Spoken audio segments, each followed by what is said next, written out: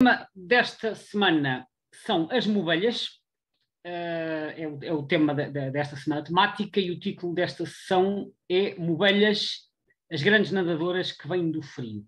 E já vamos agora, no decurso da sessão, vamos ficar a saber melhor e vamos ficar a compreender melhor este título que foi escolhido para a sessão de hoje. Ora, eu começo aqui com um slide de apresentação deste grupo de aves. As mobelhas são aves pertencentes à ordem Gaviiformes. Já vou falar mais em detalhe depois da taxonomia. Então, a ordem chama-se Gaviiformes e o género destas aves, todas as aves desta ordem pertencem ao mesmo género, que é o género Gavia. O comprimento varia, este intervalo é muito grande porque as espécies não são todas do mesmo tamanho, mas o comprimento medido desde a ponta do bico à ponta da cauda, quando nós juntamos as espécies todas, anda entre um mínimo de 53 e um máximo de 91 centímetros. Assim, grosso modo, é mais ou menos o tamanho de um corvo marinho, para terem noção, até porque eles têm uma configuração relativamente parecida. Quanto à envergadura, que é o tamanho com as asas abertas, portanto, a distância entre as extremidades das asas é 90 centímetros até 1,5 metro. Estas aves nidificam em latitudes muito elevadas, portanto, em regiões árticas e subárticas, e habitualmente fazem em zonas de água doce, portanto, em lagos e charcas. A diferença aqui entre lagos e charcas tem a ver com o tamanho. Portanto, charcas podem ser massas de água relativamente pequenas e lagos serão maiores, mas tipicamente em zonas de água doce, em latitudes elevadas. Mas no inverno, elas abandonam os locais de nidificação e deslocam-se principalmente para águas costeiras. E é fácil perceber porquê.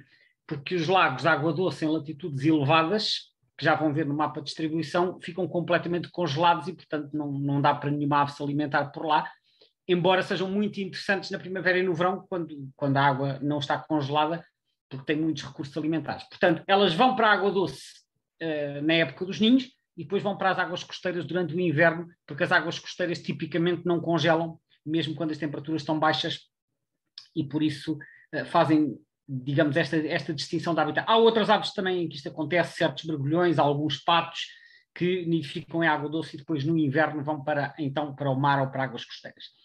Quanto à alimentação, é principalmente peixe, é o ingrediente principal, o alimento principal, embora também possa ser complementado com outros organismos aquáticos, por exemplo, pequenos crustáceos, ou até matéria vegetal. Mas peixe é a principal componente da alimentação. Quanto aos ninhos, os ninhos, como eu disse, elas ocorrem em lagos e charcas de água doce. Os ninhos são construídos ou nas margens dos lagos, mas muito perto das margens, tipo a 1 metro, porque estes bichos, embora sejam excelentes nadadores e também voem bastante bem, são extremamente desajeitados em terra. Portanto, elas quase não se conseguem deslocar em terra. São bichos que nasceram para viver na água e, portanto, elas se constroem o ninho em terra, elas fazem-no muito perto da água para terem que caminhar o mínimo possível. Ou então, se as águas forem um pouco profundas, elas conseguem, que é também uma situação bastante conveniente, construir um ninho sobre a água usando vegetação aquática. Fazem um montinho de vegetação aquática e fazem um ninho lá no meio. Claro que isto só dá se a água for mesmo pouco profunda, porque caso contrário não dará. Portanto, de uma forma ou de outra, é sempre ou no meio do lago ou muito perto das margens. A postura quase sempre é de 2 ovos, nas diversas espécies, às vezes é 1 e mais raramente pode ser 3, mas estes casos dos 3 ovos são relativamente raros. Portanto, a norma neste caso é 2 ovos. A incubação, aqui também variará um pouco as espécies, mas tipicamente andará entre os 24 e os 30 dias. Eu também já tenho referido que no caso dos passariformes normalmente anda ali pelos 12 a 15, portanto 2 semanas. Isto é uma ave de maior porte e, portanto, naturalmente os ovos e as crias levam mais tempo a desenvolver-se. Portanto, ficamos aqui com esta referência 24 a 30 dias, que grosso modo são 3,5 a 4 semanas, o dobro do tempo de incubação dos passariformes. Ora, falando um pouco sobre a ordem Gaviiformes, a ordem Gaviiformes é uma das 41 ordens de aves que existem atualmente. No passado só se consideravam 27 ou 28, mas as revisões taxonómicas levaram à criação de algumas novas ordens, e atualmente há 41 ordens de aves para as 11 mil espécies do planeta. Mas esta ordem Gaviiformes é uma das mais pequenas de todas. Tem apenas 5 espécies. Não é mais pequena porque há ordens que só têm uma espécie ou 2, mas esta ordem tem apenas 5 espécies. E as 5 espécies estão todas na mesma família, que é a família Gavidae. E, como eu também já referi, pertencem todas ao género Gavia. Portanto, são 5 espécies relativamente próximas entre si em termos taxonómicos. Eu encontrei aqui este conjunto de miniaturas tirado do site birdsoftheworld.org, em que temos então aqui as 5 espécies, que estão aqui com o seu nome em inglês e o nome científico, e eu adicionei aqui por baixo os nomes em português para nos entendermos um bocadinho melhor. Portanto, temos a mobelha pequena, que é a Gavia stellata, a mobelha ártica, que é a Gavia ártica, depois a mobelha do Pacífico, também Gavia pacífica, estes nomes são intuitivos, a mobelha grande, que é a Gavia ímar, e a mobelha de bico amarelo, que é a Gavia adamsi. Eu depois já vou falar em detalhe de cada uma das espécies. Antes de passar adiante, chamo também a atenção para estas ovais que estão aqui. Estas ovais que aparecem para todas as espécies no site Birds of the World são os estatutos de conservação. Eu, às vezes, quando faço um webinário só sobre uma espécie, apresento uma caixa maior com o estatuto de conservação, tirado do site da BirdLife. Hoje não vou detalhar isso tanto, porque vamos falar das 5 espécies, e ponho só aqui o estatuto de conservação, e podemos ver que 4 delas estão LC. LC é a abreviatura para Least Concern, ou seja, pouco preocupante. Há 4 que não estão ameaçadas, e há uma, que é a Gavia adamsi, que está NT. NT significa Near Threatened, ou em português, quase ameaçado. Já vamos depois ver mais em detalhe para cada uma das espécies. Para já estou só a dar aqui esta visão de conjunto relativamente então a esta família, que é o mesmo que dizer a esta ordem, porque esta ordem é uma ordem unifamiliar. Portanto, recapitulando, é esta a organização da família. E agora vamos conhecer um bocadinho melhor cada um dos seus membros. Ainda antes de passar ao detalhe, mostro-vos este mapa, que também é do site Birds of the World, é o mapa de distribuição não de uma espécie, mas do conjunto de todas as espécies, é o mapa de distribuição da família. Portanto, quando nós juntamos a distribuição das espécies todas e sobrepomos tudo num mapa, podemos traçar um mapa conjunto que é este. Sendo que o tom salmão se refere às áreas de nidificação e as zonas azuis se referem às áreas de invernada. Podemos ver que as áreas de nidificação estão em latitudes elevadas. Como podem ver, é nas zonas mais a norte da Europa, basicamente aqui Escócia, países nórdicos e praticamente mais nada. Depois aqui Islândia, Groenlândia. Depois temos a parte norte da Ásia, que essencialmente é a Rússia, europeia e asiática, um extremo norte aqui da Mongólia e do Cazaquistão, e depois praticamente é só a Rússia, já não vem aos países mais a sul. Em termos de latitude, se nós considerarmos que, eu penso que esta zona aqui de Paris está perto dos 50 graus, e portanto isto aqui na Ásia anda mais ou menos pelos 50 graus, na Europa um bocadinho mais, quase nos 60, e depois no continente americano, praticamente só Canadá, Alasca, e marginalmente no norte dos Estados Unidos. Também andará aqui pelos 45, 50 graus de latitude. Portanto, são bichos que nidificam em latitudes elevadas. Mas as zonas de invernada, como podem ver, estendem-se mais para sul. No caso do continente americano, aqui até ao Golfo do México e à Baixa Califórnia, descem ao México, já não descem à América Central, até só até ao México. E na Europa ocupam uma grande parte das costas europeias, aqui também o Mar Negro, o Mar Cáspio, e depois aqui o Mar do Japão e mais umas regiões adjacentes. Reparem a distribuição marcadamente costeira no inverno. Ou seja, podem ver que na época dos ninhos elas ocorrem nas massas continentais, é a tal questão que eu referi de irem nidificar nas massas de água doce, nos lagos, mas no inverno mexem-se para zonas costeiras, porque estas zonas de latitudes elevadas, como eu disse, está tudo congelado e, portanto, não são habitats utilizáveis. Portanto, elas mexem-se para zonas costeiras em todos os continentes em que ocorrem. Vamos então falar da primeira espécie, que é a mobelha grande. A mobelha grande, e para cada espécie vamos ver 2 imagens, sendo que a primeira é em plumagem nupcial e a segunda é em plumagem de inverno. Gávea já agora é um nome que vem da antiguidade e que se refere a uma ave marinha não especificada e que depois o Linneu aproveitou para os nomes científicos. Já ímar é um nome que vem do norueguês antigo também para designar esta espécie. Aliás, quem assistiu ao webinário sobre os nomes científicos, sobre o significado dos nomes científicos, eu mencionei que há várias aves marinhas cujos nomes científicos derivam diretamente do norueguês. É o caso então aqui da nossa Gavia ímar. E aqui vemos à esquerda um adulto nupcial, neste caso com crias, e à direita um indivíduo em plumagem de inverno. As fotos das aves nupciais não são de cá, porque os bichos cá só ocorrem em plumagem invernal.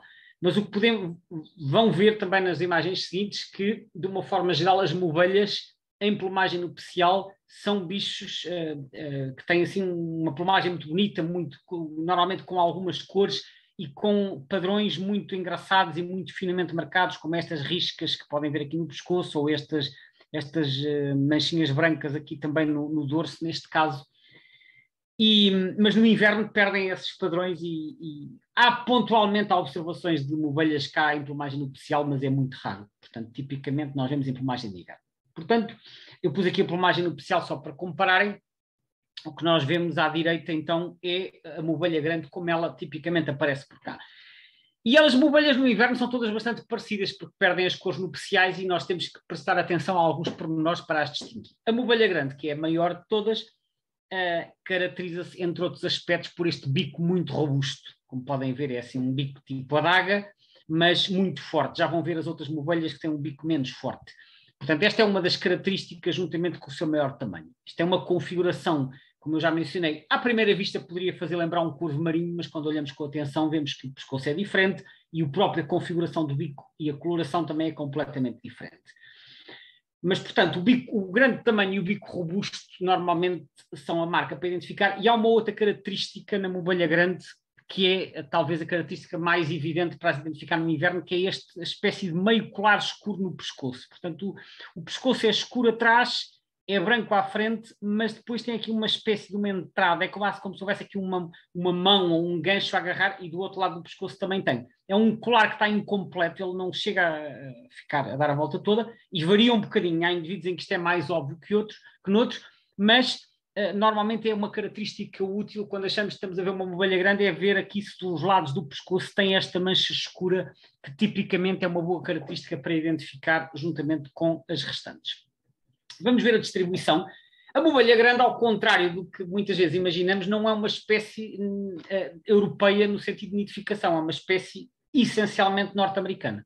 Como podem ver, o grosso da população nidificante, que é esta zona salmão, está no Canadá e no Alasca, marginalmente aqui nos estados mais a norte dos Estados Unidos. O amarelo são zonas de passagem, e depois a invernada no Golfo do México, um pouco no interior, aqui no sul dos Estados Unidos, porque estas zonas não congelam, costa leste, costa oeste e costas do Alasca. E depois há uma população nidificante no oeste da Groenlândia, que migra para aqui, e depois na Islândia, onde elas ocorrem todo o ano, e no leste da Groenlândia. E na Europa a espécie é invernante, mas pensa-se que as aves que aparecem aqui vêm principalmente da costa leste da Groenlândia e talvez da Islândia. Portanto, é uma espécie muito mais abundante no continente americano do que na Europa. Na Europa há um contingente invernante importante no Reino Unido, depois, como podem ver, descem um bocado pela costa até aqui à Península Ibérica. Portanto, nós estamos no limite sul da zona regular de invernada desta espécie. E regular aqui significa que aparecem todos os anos. Este é o mapa do IBIRD, dos registros de ovelha grande na Península Ibérica. Os balõezinhos vermelhos são apenas registros dos últimos 30 dias. Aliás, olhando para este mapa, eu fiz este mapa esta semana, portanto podem ver que mesmo nos últimos 30 dias há uma data de registros da Península Ibérica.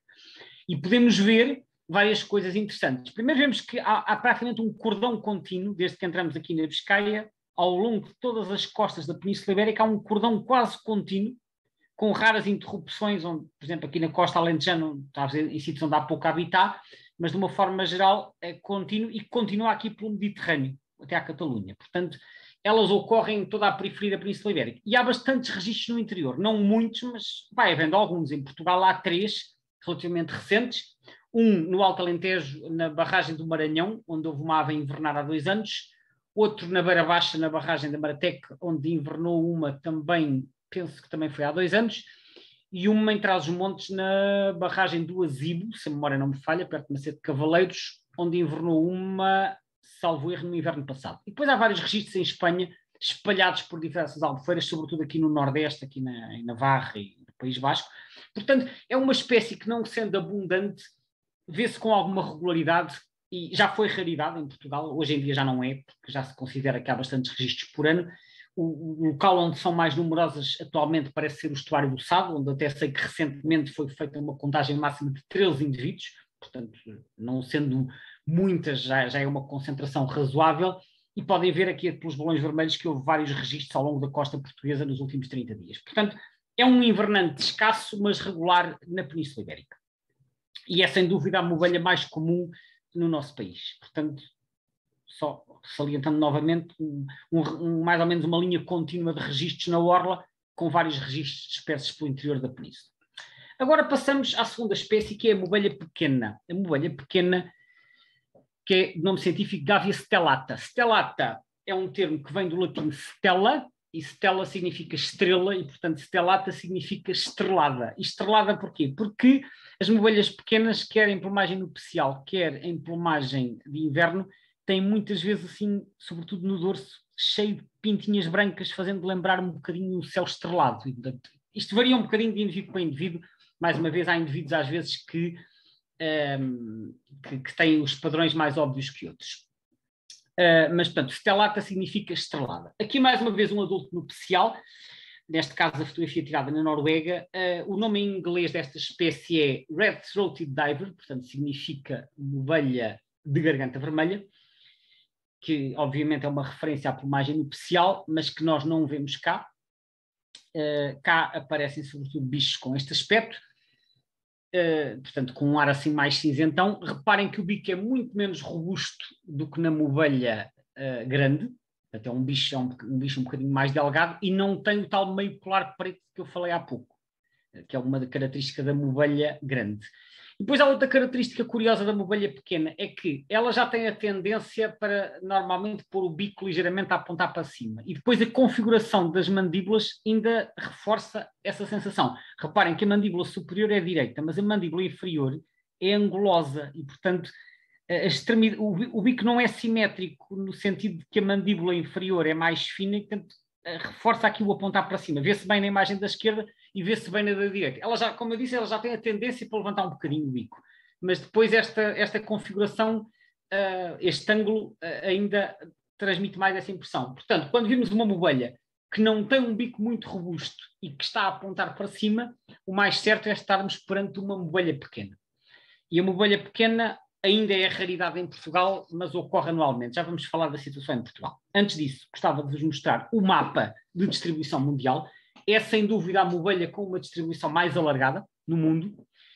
Ocorre na faixa boreal, quer no Velho Mundo, quer no Novo Mundo. E quando isto acontece, dizemos que é uma distribuição holártica, com H no início. Portanto, holártica significa que é a toda a volta do Ártico, portanto, inclui o Paleártico é toda esta região, e inclui o Neártico, portanto, tem uma distribuição muito ampla, mas, como podem ver, nidifica em latitudes elevadas. Isto é uma linha horizontal, mais ou menos, que se estende aqui ao longo da Rússia. Ela passa aqui na zona de Estocolmo. Estocolmo está a 60 graus de latitude, portanto, elas praticamente só nidificam a norte dos 60 graus, estão aqui na Escócia, Islândia, depois países nórdicos, a Rússia, a norte dos 60 graus, depois aqui a península de Kamchatka, vários arquipélagos do Ártico e Groenlândia, e depois no Canadá e no Alasca. E no Canadá há aqui um aspecto que eu gostava de salientar. Elas vão aqui a um sítio onde quase nenhuma outra espécie de ave vai, ou muito poucas aves vão, que é aqui à extremidade desta ilha que se chama Ellesmere, no norte do Canadá. Perdão. E elas nidificam a 83 graus norte, portanto estão apenas a 7 graus de latitude do Polo Norte. É das espécies de aves que mais a norte nidificam. Isto é uma capacidade de resistência de nidificar em latitudes tão elevadas. Se repararem os mapas das outras movelhas, elas não vão aqui tão a norte. Portanto, é uma espécie que vai muito para norte, também aqui no Paleártico, vão aqui pela Nova Zembla, vão aqui a Svalbard e aqui a terra de Francisco José, portanto, Franz Josef Land. É uma espécie de distribuição muito, muito elevada em latitude. Depois, as zonas de invernada, mais uma vez, zonas costeiras na América, na Ásia Oriental e na Europa, com uma grande distribuição, sendo que há aqui uma grande concentração delas também no Mar do Norte. Sabe-se que estas que invernam no Mar do Norte vêm sobretudo da Groenlândia, da Islândia, da Noruega e da Rússia, pelo menos até aqui esta península que é Yamal, portanto Yamal, Nova Zembla, Kanin e depois Finlândia e Noruega, toda esta população, em princípio, vai invernar para aqui. As da Rússia mais oriental irão para, enfim, para a Ásia Oriental. Depois há aqui talvez um pequeno contingente no Mar Negro e no Mar Cáspio, que eu não sei de onde é que vem, provavelmente migram para o interior. Portanto, isto é a distribuição mundial, então, da bovelha pequena, em que eu mais uma vez saliento o facto de elas nidificarem a 83 graus norte. Situação na Península Ibérica. A bovelha pequena é regular entre nós. Atualmente eu diria que tem o estatuto de raridade anual. Elas aparecem todos os anos, embora não sendo... É muito menos comum que a bovelha grande. A bovelha grande aparece em vários indivíduos por ano. A bovelha pequena aparece em se calhar 2 ou 3. E quando olhamos aqui, comparando com o mapa anterior, o que é que nós vemos? Há aqui uma linha quase contínua no norte de Espanha e direi até nos 2/3 norte de Portugal. Portanto, aqui, vai havendo aqui pela costa da Galiza, litoral norte e centro, mas depois para baixo de Lisboa já começa a haver aqui muitos buracos. Ainda há aqui em Santo André e no Sado, mas depois já há aqui, praticamente não há no resto do Alentejo, no Algarve muito poucos registros, e mesmo aqui nas costas mediterrânicas, eu salientei há bocado na bovelha grande que isto era uma linha contínua, a bovelha pequena já não. Já tem aqui muitos buracos, ou seja, isto já está fora da zona normal de invernada. Elas aqui no norte de Espanha sei que ainda aparecem com regularidade e vão aparecendo aqui no norte de Portugal, Ria de Aveiro e outros sítios, mas depois para sul tornam-se escassas, portanto isto está no limite da zona de invernada. Como eu disse, em Portugal ainda são raridade, embora vai havendo alguns registros, pode ser que um dia destes deixem de ser.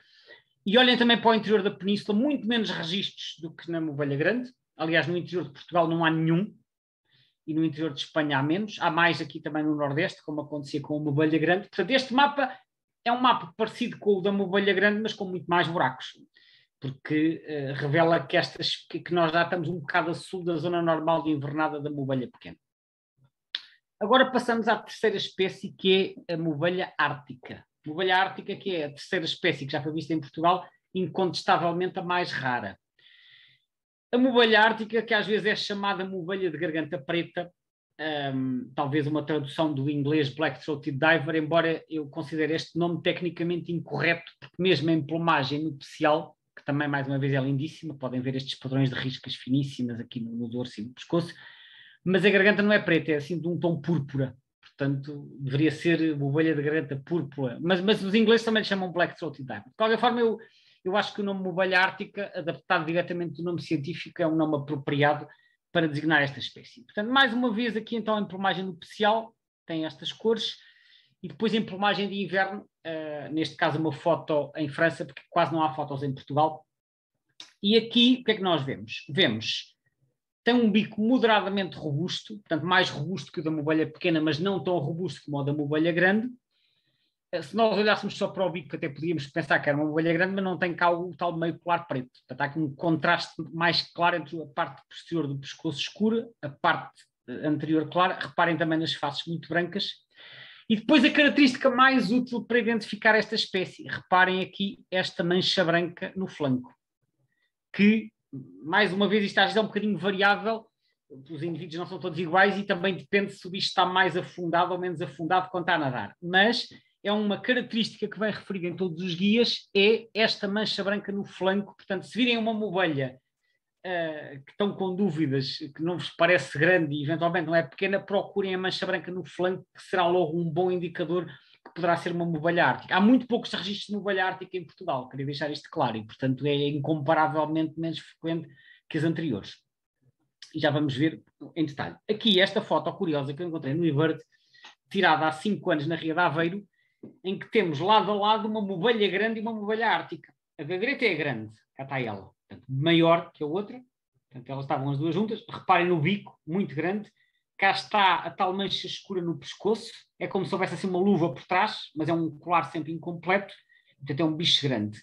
Mas notem também que a coloração da parte anterior e da parte posterior do pescoço misturam-se assim um bocado, é uma coisa mal delimitada e também tem a face um bocado suja.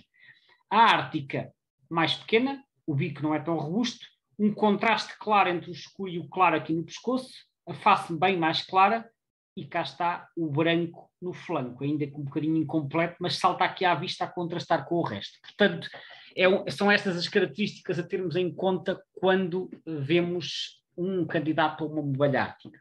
Atenção, elas aparecem cá, mas são incomparavelmente mais raras. Distribuição mundial. Esta é uma espécie do velho mundo. Distribui-se essencialmente, mais uma vez, pela zona boreal, mas desce mais do que a ovelha pequena. Até elas descem aqui até aos 50 graus, mais ou menos. Portanto, apanham aqui uma parte do Cazaquistão e da Mongólia, como já vimos há bocado. Até entram marginalmente na China. E depois países nórdicos, Escócia e algumas zonas árticas, mas não tão a norte como a ovelha pequena. E depois vão até à extremidade do Alasca, ainda tocam no Alasca. Sendo que estas populações da Rússia, uma grande parte inverna então aqui no mar do Japão e da China, as populações mais ocidentais vão invernar nas costas europeias e depois há algumas aqui da Sibéria Central, tanto quanto se sabe, migram por terra e vão invernar também aqui no Mar Cáspio e no Mar Negro. Reparem que estas costas aqui estão completamente preenchidas e até no Mediterrâneo. Agora, quando nós olhamos para a zona de invernada, ao contrário do que acontece com as outras duas espécies, a zona de invernada não chega a Portugal, a zona regular, mas chega ao norte de Espanha. Reparem, a costa de França está toda pintada, o norte de Espanha também, mas parece que aquilo acaba na Galiza. E, efetivamente, por aquilo que eu sei de informações de alguns observadores espanhóis, elas no norte de Espanha aparecem todos os anos, mas em Portugal não. Porque nós aqui já estamos mesmo para lá do limite. Ou seja, a ovelha grande nós estamos dentro da zona de invernada, a ovelha pequena estamos no limite. E esta já estamos fora. Por isso é que só aparece cá assim divagantes mais raros. Este é um mapa do IBERT também, e está aqui agora representado visualmente aquilo que eu acabei de dizer, que é no norte de Espanha há bastantes registros, com algumas descontinuidades, é certo, mas é a zona que tem mais.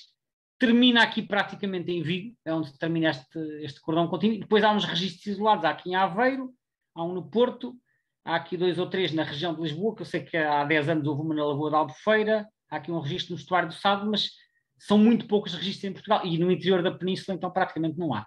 Há aqui 2 na região de Cáceres e pelo que eu estive a consultar já são dos anos 90, e estes aqui no interior também são dos anos 90, portanto mesmo no interior da península a ocorrência desta ovelha é excepcional, tal como na costa do Mediterrâneo. Podem ver que está muito descontínuo, só aqui mais para norte, ao pé de França e Catalunha, que começam a aparecer mais. Portanto, esta é a mais rara das 3 ovelhas que aparecem por cá,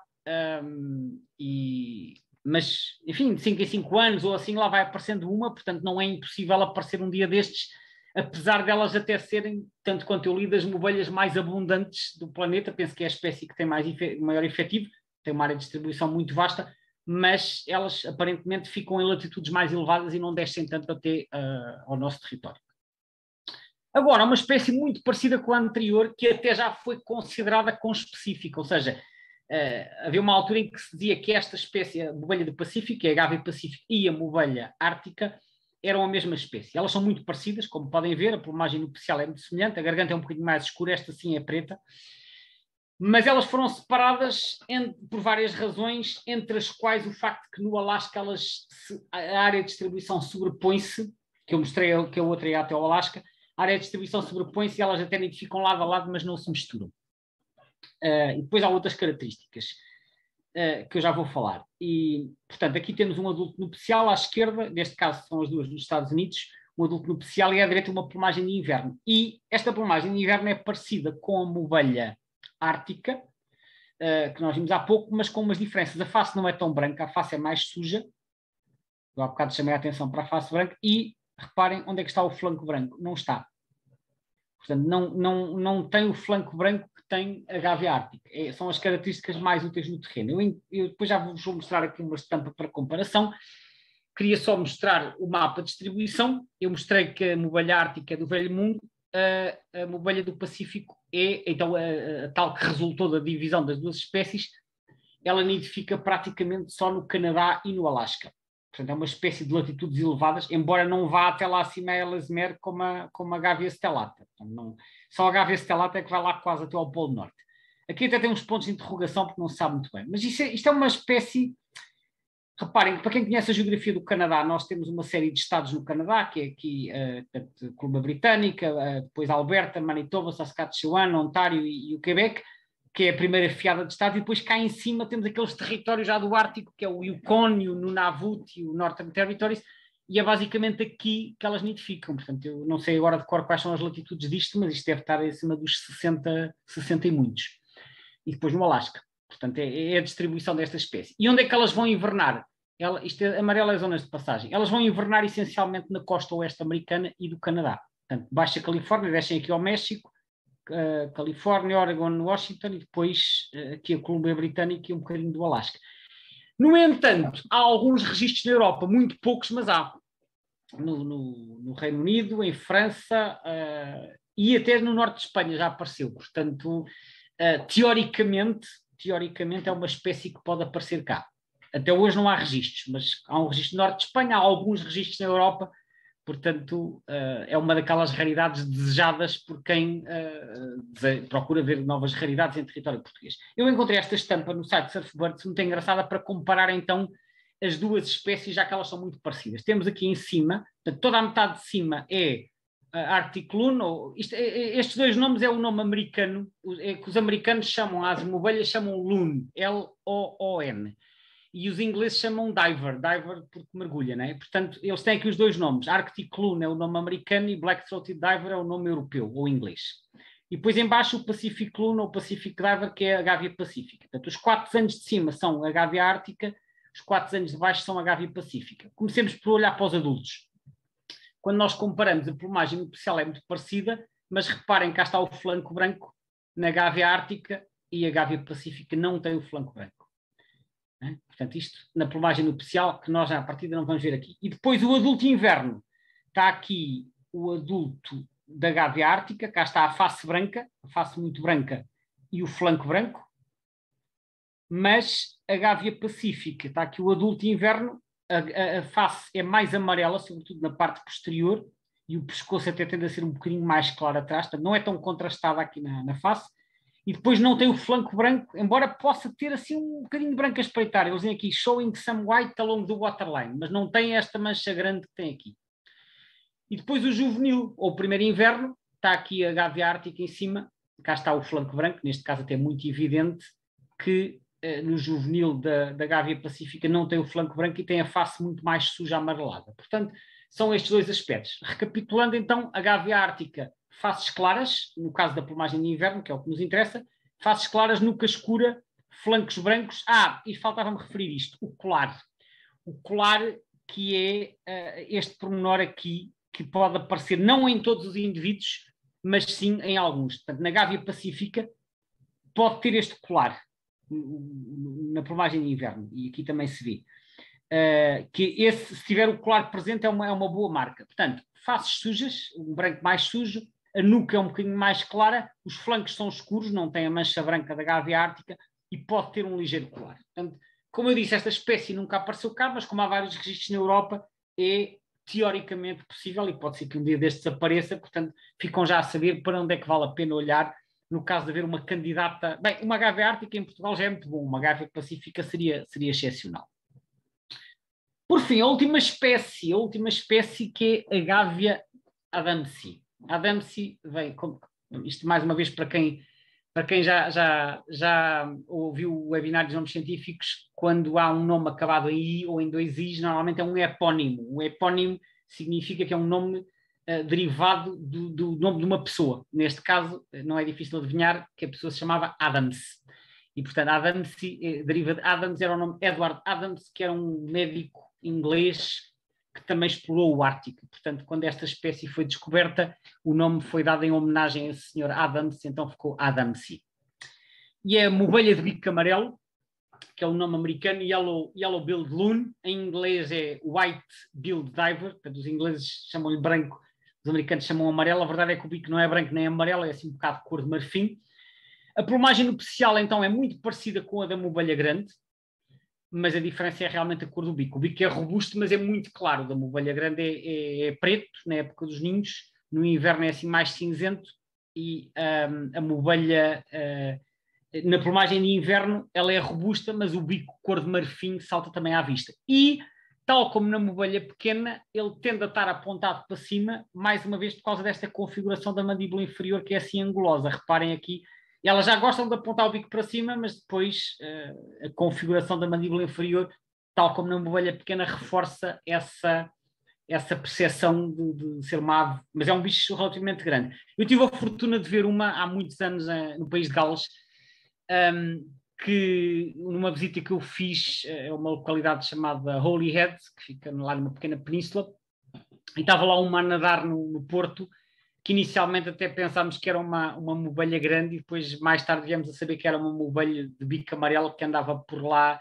há algum tempo dentro do Porto, mas é uma espécie bastante rara na Europa e já vão perceber porquê. Esta é a distribuição da mobelha de bico amarelo. Como podem ver, só ocorre, não é em latitudes elevadas, é em latitudes muito elevadas. A zona de distribuição praticamente anda acima dos 70 graus, pelo menos no caso europeu. Portanto, no caso europeu, bem, elas na Europa nem nidificam, só nidificam na Rússia, aqui mesmo já na franja norte, e depois mesmo a nível do Canadá, também é só mesmo na parte norte do Canadá, e até no Alasca é só no terço norte. E depois a zona de invernada, mesmo para uma ave aquática, é uma zona em latitudes muito elevadas. Reparem, elas invernam nas costas da Noruega, essencialmente. Para baixo já não são regulares.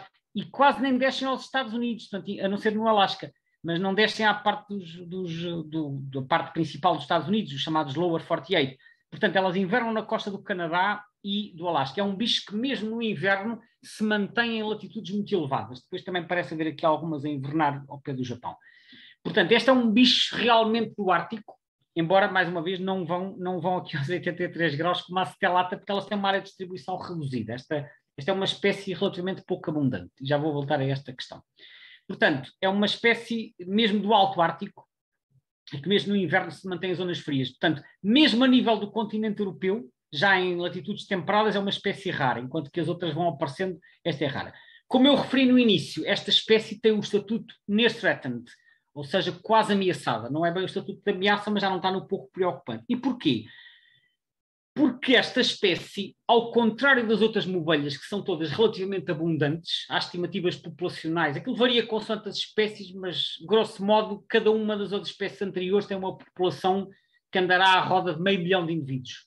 Penso que na Ártica chega até quase a 1 milhão. As outras andará pelos 400, 500, 700 mil, anda por ali. Portanto, grosso modo, 500 mil. São bichos relativamente abundantes. Esta não, esta tem uma população que andará entre os 20 e os 30 mil, porque é uma ordem de grandeza a menos. Portanto, é uma espécie globalmente pouco abundante, o que desde logo levanta dúvidas sobre se é uma espécie que se conseguirá manter nesses níveis, mas depois, para além disso, tem alguns problemas. Um deles é que elas já foram, desde tempos históricos, muito perseguidas até pelos povos indígenas aqui do Ártico que as perseguiam para as caçarem, o que constitui um fator de pressão. Elas são, aliás, extremamente sensíveis à perturbação. Eu li uma coisa impressionante sobre esta espécie, é que quando elas estão a incubar, elas também nidificam lá nos lagos, lá em latitudes elevadas, um bicho que está a incubar, se aproximar um humano, a 1 quilómetro de distância é o suficiente para ela sair do ninho. Portanto, vejam bem a sensibilidade e o receio face aos humanos quando um bicho sai do ninho onde está a incubar por estar um humano a 1 quilómetro de distância. Portanto, este bicho é extremamente sensível à perturbação. E depois há outros problemas aqui nas zonas do Alto Ártico que têm a ver, por exemplo, com as explorações de matérias-primas, petróleo e outros minerais. E, por exemplo, no Alasca, onde há uma população importante desta espécie, 90% da população está numa território que eles chamam National Petroleum Reserve. Portanto, são zonas de exploração de petróleo, o que pode também constituir um fator de ameaça para esta espécie. Ela não está ameaçada, está near threatened, como eu disse, que é quase ameaçada, ou seja, é uma espécie, vamos dizer assim, que tem que ser mantida sob vigilância. É um bocadinho o que o near threatened quer dizer. Não há uma ameaça iminente, pensa-se que a população estará estável, mas atenção que elas são poucas, são 30 mil, em vez de ser 1 milhão como as outras, e nós não sabemos, porque elas também são perseguidas lá, como eu já disse, para serem comidas, e portanto é uma espécie que se deve manter sob vigilância, porque é realmente muito mais escassa que as outras. Bom, como elas são escassas e não descem muito em latitude, não admira que, mesmo a nível da Europa Central, sejam raras. Eu fui ao eBird buscar o mapa, já vimos que a zona de invernada normal é só aqui na Noruega, depois há registros espalhados pelo resto da Europa Central, não muitos, portanto isto são registros acidentais, não se pense que isto é regulado, não são. Há uns quantos no Reino Unido, sobretudo na costa leste, e depois algumas espalhadas pelo interior da Europa. Eu trouxe aqui uma linha. Portanto, nós olhamos para este mapa, nós podemos traçar uma linha que vai aqui mais ou menos da Cornualha, passa por Paris, atravessa a Suíça e vai terminar aqui na Bulgária, e nós vemos que os registros são todos para o norte desta linha. Portanto, mesmo em França só apareceram no extremo norte.